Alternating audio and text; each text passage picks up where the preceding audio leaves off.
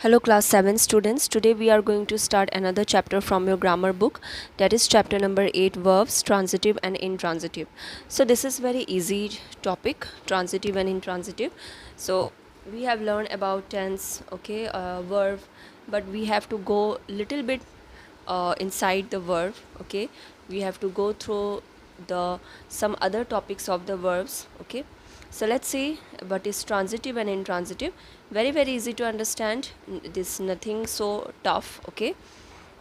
So verb and object. So transitive and intransitive is all related to object, okay. Having an object or not having an object, that's it. So verb are words or a group of words that may express an action, a state or possession. So this one I think all of you know that what is verb.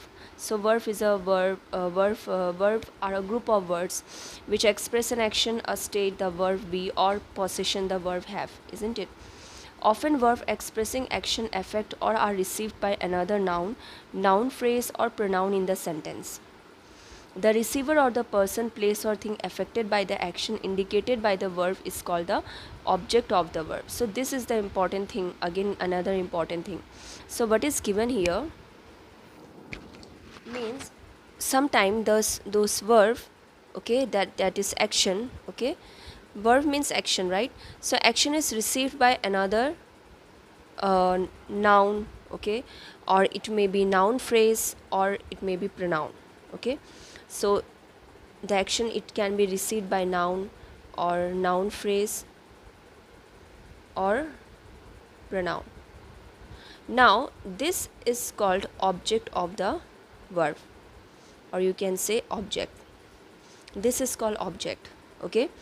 The person who received the action of the verb, the person or the thing or anything, a pronoun who received the verb, who received the action performed by the subject, okay, those are called object, okay. So these are called object. Now he kicked the ball. Now he is the subject, okay, and he has performed an action, that is he kicked the ball. So this is the verb, and the action means here what action happened, that he kicked, okay. What he kicked the ball. So the ball received the action of the subject, isn't it? The ball, it received the action of the action which is performed by the subject. So this, the ball is called object, okay. So this is object, okay. So in your book, very well, some examples are given. Let's see. The bee stung Raghav.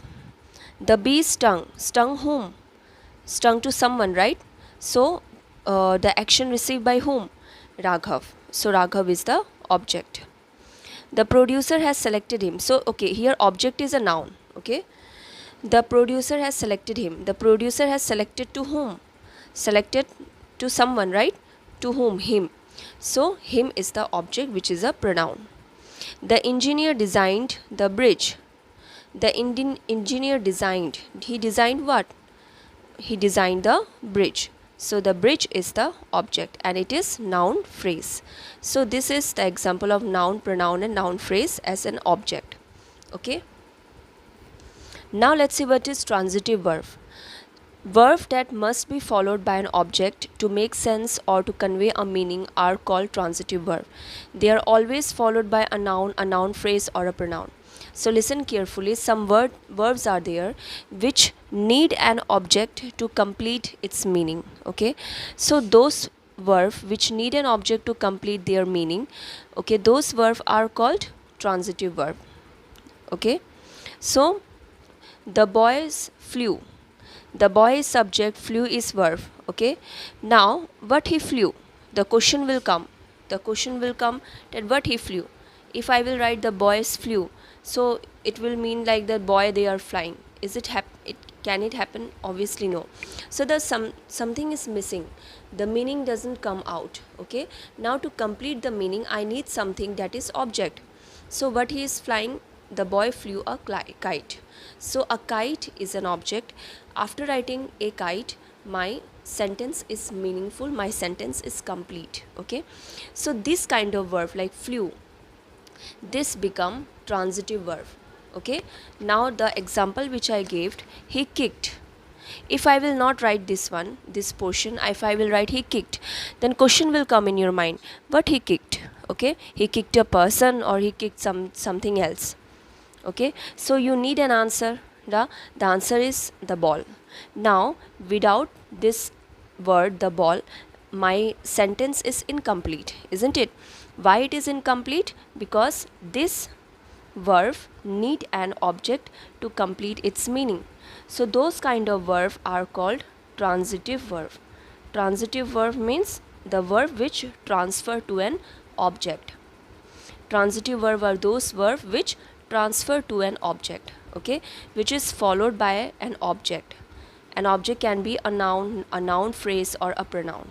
Understood? So this is the very simple meaning of transitive verb. Okay, the squirrel climbed. Now the squirrel climbed what? He climbed a wall, he climbed a house, he climbed what? The question will come, what he climbed. Okay, so you need an answer. So the squirrel climbed a tree. When I have written the squirrel climbed a tree, then my sentence become meaningful. Means this verb climbed is a transitive verb. Okay, so this is something, whatever I explained, that thing, that everything is given here. Okay, now some commonly used transitive verb are admire, love, maintain, keep, offer sorry, wish, receive, suggest, show, lend, enjoy, believe, join, discuss and attend. These are some commonly used transitive verb which need an object to complete their meaning. Okay, without the object their meaning cannot be completed. So that is all about transitive verb. Okay, now verb with a double object. So verb with a double object, now there are two objects are there. So there are two kind of object also have their kind. Okay, so as we are talking about object, let's go to more detail about object. Object are also of two kind. One is direct object, another is indirect object. So sometime you may get two object. Okay, a verb it use two object. Okay, so one is direct and another one will become indirect. So let's see what is direct and indirect. Verb with a double object. So many transitive verb can take a double object, that is a direct and an indirect object. So now what is direct object?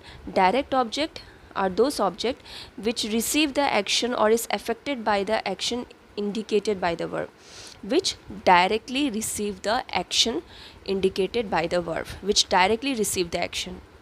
An indirect object receive the direct object or is the one for whom or to whom the action is done. So indirect object, it received from the direct object, means indirect object, as the name says indirect, so indirectly it received the object. Okay, and you can say indirect object are those object, the one which will tell you for whom or to whom the action is done. So you will understand it very well. Let's see the example. With the help of example you will understand it better. The hostess served us the dessert. Okay, now the hostess served. What she served? Did she serve us or did she serve the dessert? Your answer will be the dessert, right? So here two objects are there. One is us, another is the dessert. So the hostess served the dessert. To whom? Here the to whom means indirect. To whom? Answer will be us, to us.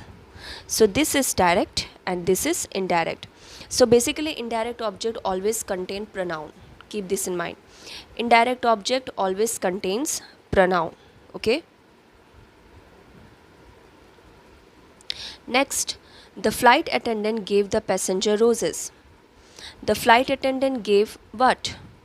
She gave, or the flight attendants, they gave roses. Okay, roses to whom? To the passenger. So now can you find out which one is direct? So the flight attendant gave, this subject is performing an action and it is directly affecting these roses. Now second, after that it is affecting the passenger. To whom means the passenger. So to whom is indirect, and directly what they are giving, they are giving roses. Okay, so let me tell you in very shortcut. Direct object tell you the question what, and indirect object will tell you the answer of the question to whom. Very simple. Okay, for example, she is cooking food for us. She is cooking food for us. She is cooking what? What she is cooking? Answer will be food. For whom or to whom? For whom? To whom or for whom? For whom means for us, right? So this is direct and this is indirect. Okay, now position of the indirect object. So how to write indirect object? Okay, the indirect object is always placed before the direct object in a sentence. So keep in mind that the indirect object is always placed before the direct object in a sentence. However, the indirect object can be placed after the direct object as a part of the prepositional phrase using by, to or for. See, here in both the sentence, the direct object in the indirect object is placed before the direct one. This is direct and this is indirect. Okay, so basically the indirect object is placed before the direct object, but if you are placing the indirect one after the direct, the one which I gave the example, this one, here I have placed direct first and then indirect later, so there you have to use the preposition like for, to, like that. Okay, so I have used here the preposition for. Same thing I can write in another way also, which is given by putting this indirect before direct, that she is cooking us food.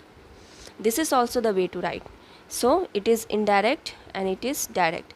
So I have put indirect here. You can put indirect after also, but if you are using indirect after the direct, then you have to use the preposition like for, then after to, by, like that. Okay, for example, see here, this one is written in two way. Granny told my cousin stories of her childhood. Granny told, what she told? Stories. To whom? To my cousin. So stories of her childhood is direct and my cousins are indirect. Now the same thing I can write after also. This indirect one I can write after the story of her childhood. So how I can write? Granny told stories of her childhood to my cousins. So if you are using indirect after the direct, then you have to use this preposition to. Okay, next, in the next page, next example here, the prehistoric humans built themselves tree houses to live safely. The prehistoric human built, what they built? They built tree houses. Okay, so this tree houses is direct. For whom? For themselves, isn't it? So themselves is indirect. Tree houses are direct, themselves is indirect. So here indirect is written before the direct. So same one you can use after also. If you are using it after, then you have to use the preposition for. The prehistoric human built tree houses for themselves to live safely. So this is the way we can do. We can write, or you can adjust the position of direct and indirect. Let's do number A. Circle the transitive and underline the direct object of the verb in the sentence. So whenever you are doing this kind of example, please be careful of underlining and circle the portion properly. That is very, very important. Okay, so you have to circle the transitive verb and you have to underline the direct object. The children gave us a pleasant surprise. So I already told that a direct object tell you the question, tell you the answer of the question what. You just asked yourself by your own self. The children gave what? Children gave a pleasant surprise. So automatically you will get the answer, a pleasant surprise, that is a direct object. The poachers wanted the elephant for their tusk. The poachers wanted what? So answer will be the elephants. Okay, so the elephants are direct object and wanted is a verb. Mike threw Ramesh the ball very hard. Mike threw what? Obviously he cannot throw Ramesh. Yeah, the answer will be the ball. So the ball is the direct object. So in this way you can do it. Okay, let's move to the next. Next is intransitive verb. So intransitive verb is obviously the opposite of transitive. In transitive verb we need an object to complete the meaning, but intransitive it doesn't need or it doesn't require any object to complete the meaning. So intransitive are the opposite of transitive. Okay, so some verbs are there which can complete the meaning without using an object. Okay, so verbs that do not require an object to make sense or to convey a meaning are called intransitive verb. So what are those verbs? See, the man died in an accident. The man died. Okay, the man died what is not a question to be asked with this verb. Okay, so without any object the sentence can complete its meaning. Okay, so the verb died is an intransitive verb. The train reached the station on time. So the station on time is not object. Okay, the train reached the station on time, so reach is the direct object. Oh sorry, intransitive verb, sorry. Chandan cried loudly on losing the match. So Chandan cried is also intransitive verb. So these are not direct object. Okay, you can ask question also, you will not get this as an answer. It means if you will ask question also, your question will be also wrong. Okay, for example, Chandan cried what? Your question is wrong. We cannot ask any kind of question like this, isn't it? So it means these verbs are intransitive. It doesn't require any object to complete their meaning. Okay, so some verbs are there which are intransitive or which doesn't require any object. For example, arrive, lie, go, sneeze, sit, work, laugh, cry and talk. Some commonly used intransitive verbs are basically some more intransitive verbs are happen, laugh, stand, talk, leave, work, appear, rain, walk, wait and come. So these are the verbs which does not require any object to complete the meaning and they come under the category of intransitive verb. So let's see number B. Write T for the transitive and I for intransitive, underline in the sentence. The students submitted their request for a canteen in the school. The students submitted what? You just ask a question. Okay, if your question is meaningful, if you get an answer, it means it is transitive. If your question doesn't make sense, there is no answer, it means that is intransitive. Okay, the students submitted what? Their request. It means it has an object, it is transitive. So Mona cried already, it is there, na? Cry, yeah, this one, it is intransitive, so directly intransitive. The lawyer advised the tenant to settle the matter out of court. The lawyer advised what? So the lawyer advised to settle the matter out of court, so it is transitive. The audience laughed loudly when the clown performed some funny tricks. So laugh here also given, right? Yeah, this one, it is intransitive. Okay, so in this way you have to do number B. So let rest of this okay, one more portion is left. So some verbs are there which you can use both as transitive and intransitive. It is based on how you use that verb in a sentence. For example, let's see the example of eat. So it is written in both transitive form and intransitive form. For example, it is good to eat what food? Healthy food. So there's an answer for this. It means this is used here as a transitive verb. We must eat well to live healthy. So this eat is written in such a way that it doesn't need any object to complete the meaning. Okay, so here there is no object. So this is written in intransitive form. So some verbs are there which you can write in transitive and intransitive both.